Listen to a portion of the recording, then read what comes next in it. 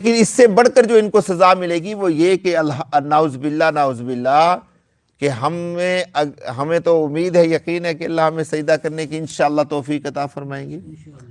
تو جو لوگ سجدہ نہیں کر سکیں گے، جب ان کی توق ان کی گردنوں میں پڑے گے تو فرشتوں کو حکم ہوگا کہ ان کو گھٹنوں کے بل بٹھا دیا جائے۔ اور آپ کو پتہ ہے جو سب سے یعنی کہ ذلالت والی چیز ہے وہ یہی ہے کہ کسی کو اس طریقے سے ہاتھ رکھوا کے گھٹنوں کے بل زمین پہ بٹھا دینا۔ اور کہاں پر بٹھایا جائے؟ جہنم کے کنارے پر، تاکہ جہنم کا سیک، حدیث پاک میں آتا ہے، ان کے چہروں پہ پڑے گا تو ان کے چہرے جھلس جائیں گے۔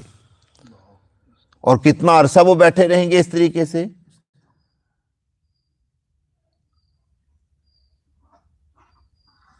کتنا عرصہ بیٹھے رہیں گے کوئی پتہ نہیں۔ اور پھر مزے کی بات یہ ہے میرے دوستو، جو اس سے بڑھ کر نعوذ باللہ کام ہوگا وہ یہ ہے کہ اللہ تبارک و تعالی اگر غفار ہیں، رحمان ہیں، رحیم ہیں، 70 ماؤں سے زیادہ پیار کرتے ہیں، یہ ساری چیزیں میرے رب میں ہیں، میرے رب کی خصوصیتیں ہیں، میرے رب کے خاصے ہیں،